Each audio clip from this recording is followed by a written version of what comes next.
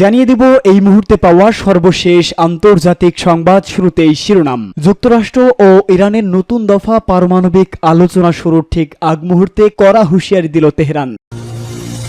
এদিকে ভারত এই পরাজয় কখনোই ভুলবে না বলে শাহবাজ শরীফের মন্তব্য। জানাবো রাশিয়ার উপর কঠোর নিষেধাজ্ঞার হুঁশিয়ারি জি7-এর। এরপরে জানাবো চীনকে নিয়ে আঞ্চলিক জোট গড়তে চায় পাকিস্তান। এবং সর্বশেষ জানাবো আবারও গাজাকে দখল করে নেওয়ার পরিকল্পনা প্রকাশ করল নেতানিয়াহু। এতক্ষণ শুনছিলেন সংবাদ শিরোনাম, এবারে বিস্তারিত। যুক্তরাষ্ট্র ও ইরানের মধ্যে নতুন দফা পারমাণবিক আলোচনা শুরুর ঠিক আগ মুহূর্তে হুঁশিয়ারি বার্তা দিল ইরান। দেশটি বলেছে তাদের পারমাণবিক স্থাপনাগুলোর উপর ইসরায়েল কোনো হামলা চালালে তার দায় যুক্তরাষ্ট্রকেই নিতে হবে। তেহরান থেকে এএপি জানায়, সিএনএন এক প্রতিবেদনে নাম প্রকাশে অনিচ্ছুক মার্কিন কর্মকর্তাদের বরাত দিয়ে জানায়, চলমান আলোচনা সত্ত্বেও ইসরায়েল ইরানের পারমাণবিক স্থাপনাগুলোতে হামলার প্রস্তুতি নিচ্ছে। এই প্রেক্ষাপটে ইরানের পররাষ্ট্রমন্ত্রী আব্বাস আরাকচি জাতিসংঘে এক চিঠিতে বলেন, ইসলামী প্রজাতন্ত্র ইরানের পারমাণবিক স্থাপনাগুলোতে যদি ইসরায়েল হামলা চালায় তাহলে যুক্তরাষ্ট্র সরকারকেও তাৎপর্যপূর্ণভাবে দায় নিতে হবে এবং তারা আইনগতভাবে জবাবদিহি করতে বাধ্য থাকবে। তিনি আরো বলেন, জায়নবাদী রেজিমের যে কোনো দুঃসাহসিক কর্মকাণ্ডের বিরুদ্ধে ইরান কঠোরভাবে হুঁশিয়ারি দিচ্ছে এবং ওই শাসনের যে কোনো হুমকি বা অবৈধ কার্যক্রমের জবাবে কড়া প্রতিক্রিয়া জানানো হবে। এই পারমাণবিক আলোচনা 12 এপ্রিল শুরু হয়েছিল, যা যুক্তরাষ্ট্র ও ইরানের মধ্যে 2018 সালে তৎকালীন মার্কিন প্রেসিডেন্ট ডোনাল্ড ট্রাম্পের আমলে ঐতিহাসিক পরমাণু চুক্তি থেকে যুক্তরাষ্ট্রের একতরফা সরে আসার পর দুদেশের মধ্যে সর্বোচ্চ পর্যায়ের যোগাযোগ। আলোচনায় মধ্যস্থতাকারী ওমান জানিয়েছে, আলোচনার পঞ্চম দফা আজ রোমে অনুষ্ঠিত হবে। মার্কিন প্রতিনিধি দল থাকবে ট্রাম্পের ঘনিষ্ঠ বন্ধু ও আলোচক স্টিভ উইটকফ এবং মার্কিন পররাষ্ট্র দপ্তরের নীতি নির্ধারণ প্রধান মাইকেল অ্যান্টন, যিনি এই আলোচনা সংক্রান্ত কারিগরি বিষয়েও যুক্ত। ভারত এ পরাজয় কখনোই ভুলবে না, শাহবাজ শরীফের মন্তব্য।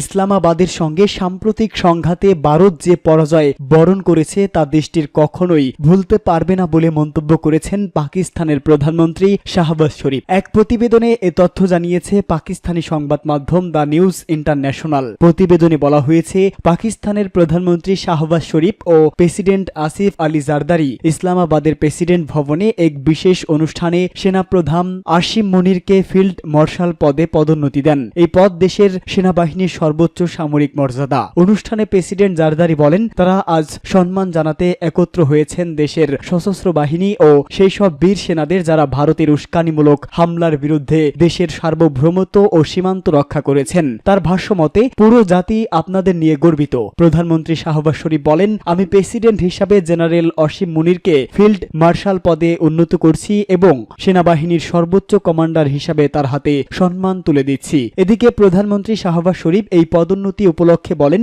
আজ পাকিস্তানের জন্য এক গর্বময় ও ঐতিহাসিক মুহূর্ত।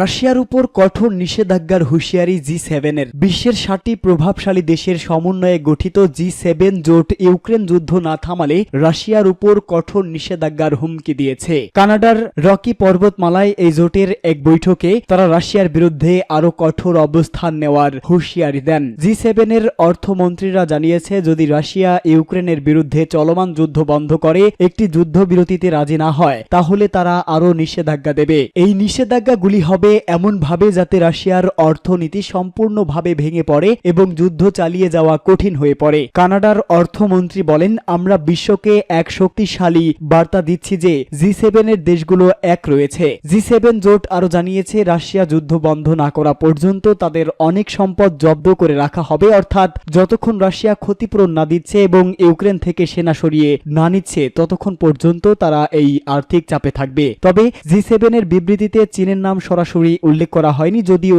পশ্চিমা দেশগুলো এর আগে অভিযোগ করেছিল যে চীন রাশিয়াকে অস্ত্র সরবরাহ করছে। এছাড়া রাশিয়ার তেল রপ্তানি নিয়েও তারা আলোচনা করেছে। ইউরোপীয় কর্মকর্তারা তেলের দাম প্রতি ব্যারেল $50 করার প্রস্তাব দেন।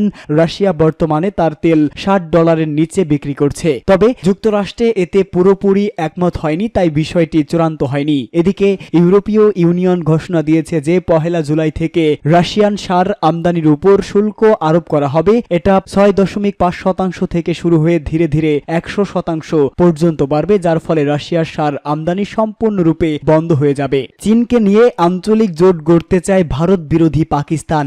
বাংলাদেশ, চীন ও আফগানিস্তানকে নিয়ে আঞ্চলিক জোট গড়তে চায় পাকিস্তান। দেশটির প্রধানমন্ত্রী ও পররাষ্ট্রমন্ত্রী ইসহাক দার একথা বলেন। তিনি বলেন, এ তিনটি দেশকে নিয়ে জোট গঠনে পাকিস্তানের অবশ্যই এগিয়ে যাওয়া উচিত। অল পাকিস্তান চেম্বার্স প্রেসিডেন্ট সম্মেলনে উপস্থিত হয়ে ইসহাক দার এসব কথা বলেন। সেখানে এ তিন দেশের সঙ্গে জোট গঠনের পাশাপাশি ভারতের সঙ্গে সাম্প্রতিক যুদ্ধ নিয়েও কথা বলেন। তিনি দুদেশের বিমান বাহিনীর সম্মুখ যুদ্ধে পাকিস্তানের সাফল্যের বিষয়টি বিশেষভাবে উল্লেখ করেন এই পাক প্রধানমন্ত্রী। দার বলেন, ভারতের বিরুদ্ধে আকাশ আমাদের লড়াই 1 ঘন্টা চলেছিল।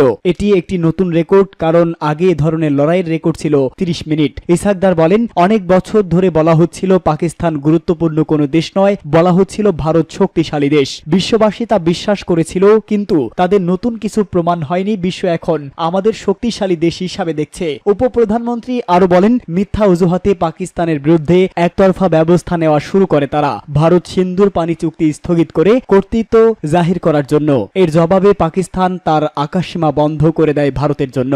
ইসহাক দার বলেন, পাকিস্তান প্রথমে কোনো সংঘাত শুরু করতে চায়নি, কিন্তু বাধ্য করায় তাদের বিরুদ্ধে শক্তিশালী ব্যবস্থা নেওয়ার সিদ্ধান্ত নেওয়া হয়। আবারও গাজাকে দখল করে নেওয়ার পরিকল্পনা প্রকাশ করল নেতানিয়াহু। হামাসকে নির্মূল করতে গাজাকে পুরো দখলে নেওয়ার আরও একবার পরিকল্পনা প্রকাশ করলেন ইসরায়েলের প্রধানমন্ত্রী বেনিয়ামিন নেতানিয়াহু। তিনি বলেছেন, গাজাকে দখল করে নিয়ে সেখানে তাদের নিয়ন্ত্রণ প্রতিষ্ঠা করবেন। তিনি আরো বলেন, হামাস পুরোপুরি নির্মূল না হওয়া পর্যন্ত গাজা যুদ্ধ শেষ হবে না এবং ইসরায়েল তাদের 3টি প্রধান লক্ষ্য পূরণ না হওয়া পর্যন্ত যুদ্ধ চালিয়ে যাবে। একই সঙ্গে তিনি বলেন, হামাসকে নির্মূল করতে তারা গাজা দখল করে নিচ্ছেন। জেরুজালেমে আয়োজিত এক সংবাদ সম্মেলনে গাজা যুদ্ধ, ইরানের সঙ্গে উত্তেজনা এবং যুদ্ধবন্দীদের বিষয়ে এসব মন্তব্য করেন তিনি। এই খবর দিয়েছে অনলাইন এনডিটিভি। নেতানিয়াহু বলেন, যারা এখনই যুদ্ধ থামানোর আহ্বান জানাচ্ছে তারা মূলত হামাসকে ক্ষমতায় রাখার পক্ষেই কথা বলছে। তার কথায় আমাদের 3টি লক্ষ্য, তা হলো হামাস নির্মূল করা, জিম্মিদের মুক্ত করা